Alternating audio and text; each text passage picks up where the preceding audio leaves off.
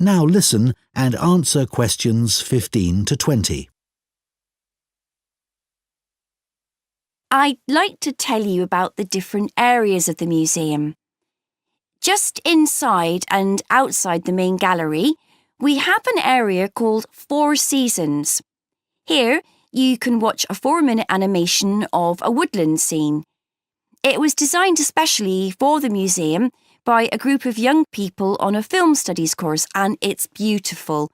Children absolutely love it, but then so do adults. The main gallery is called Town and Country. It includes a photographic collection of prize-winning sheep and shepherds. Leaving Town and Country, you enter Farmhouse Kitchen, which is, well, self-explanatory. Here, we have the oldest collection of equipment for making butter and cheese in the country. And this morning, a specialist cheesemaker will be giving demonstrations of how it's produced. You may even get to try some. After that, you can go in two directions. To the right is a staircase that takes you up to a landing from where you can look down on the galleries. To the left is a room called A Year on the Farm. There is lots of seating here, as sometimes we use the room for school visits, so it's a good place to stop for a rest. If you're feeling competitive, you can take our memory test, in which you answer questions about things you've seen in the museum. The next area is called Wagon Walk.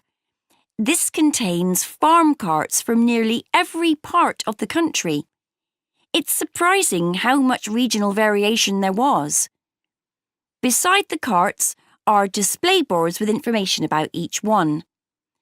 The carts are old and fragile, so we ask you to keep your children close to you and ensure they don't climb on the carts. From Wagon Walk, you can either make your way back to reception or go out into the garden, or even go back to take another look in the galleries.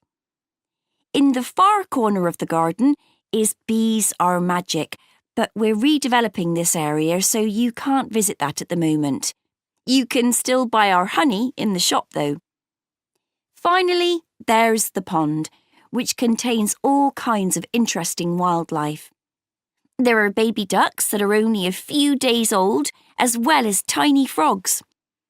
The pond isn't deep, and there is a fence around it, so it's perfectly safe for children.